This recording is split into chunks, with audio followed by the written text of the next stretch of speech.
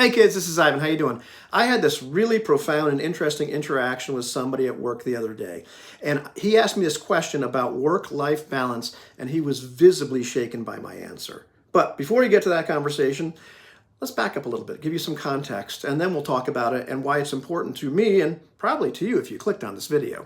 So maybe you're like me, you've got this job or career and you're making a living, or you're almost making a living, or maybe you're doing a hell of a lot more than making a living. It's easy, it's comfortable, it's convenient, it gives you a sense of security, but something's really wrong. You just don't like it. It's not a good fit for some reason. It's not making use of your skills, or it's below your capacities or abilities in some way. You just don't care about it. What the company does, what you do, it's not fulfilling. Maybe it's actively opposed to your values in some way. So you really have like an ethical crisis, and everything in you is silently screaming, I'm not supposed to be here. But if you're like me, you probably stayed in jobs way past the expiration date because they're comfortable and secure. But this comes at a terrible cost, a hidden cost, but a terrible one. And so what this guy asked me was, are you having fun yet? And I don't work for the same company as he does. I'm a contractor. I go into his factory and other factories. And I said, no. And he said, okay, well, even though you don't love your job, does it make doing the things you love possible? And, I hesitated. And he said, it's a necessary evil. I said, oh, you know what? Let me think about this. So I did some work, came back to him. I thought about it. And here's my answer. No. I said, no. I said, yeah.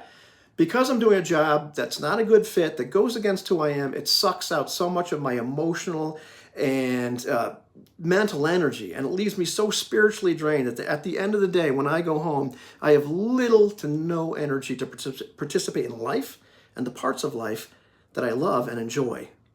And immediately, when I said this, his countenance changed. It was visible and dramatic.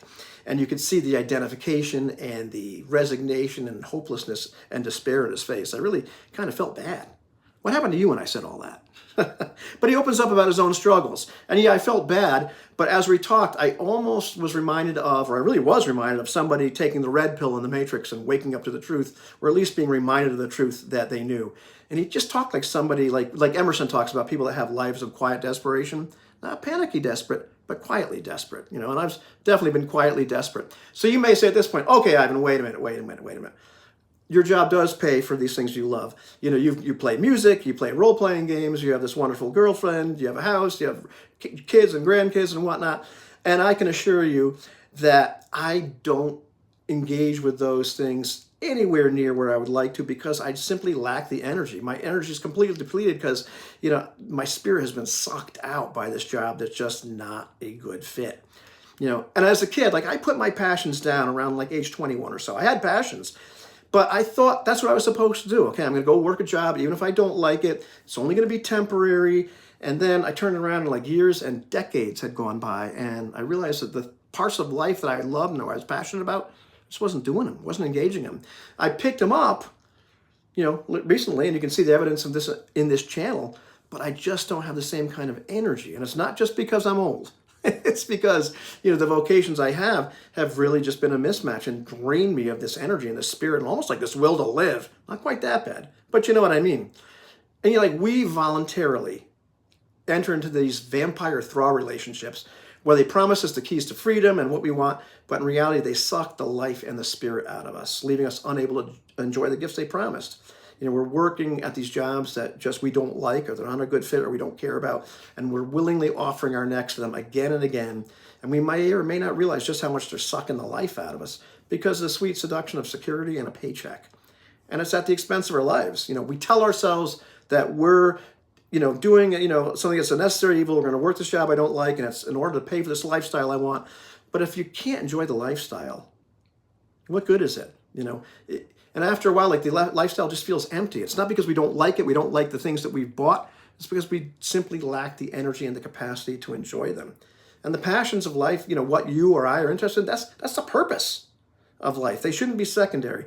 And I think we've been lied into believing that we have to work these jobs that we don't like in order to pay for this stuff, and we should just stay in our lane and not complain and do jobs we don't like or don't care about. And so I'm not stupid. I'm not going to say take this job and shove it tomorrow.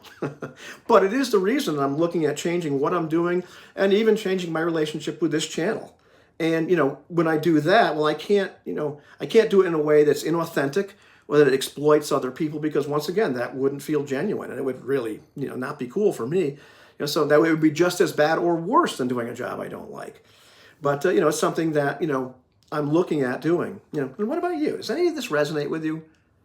Now that you've taken the red pill, now that you've seen just how far down the rabbit hole goes, what are you going to do? Are you going to ask for the blue pill and try to go back? Or are you going to do something else?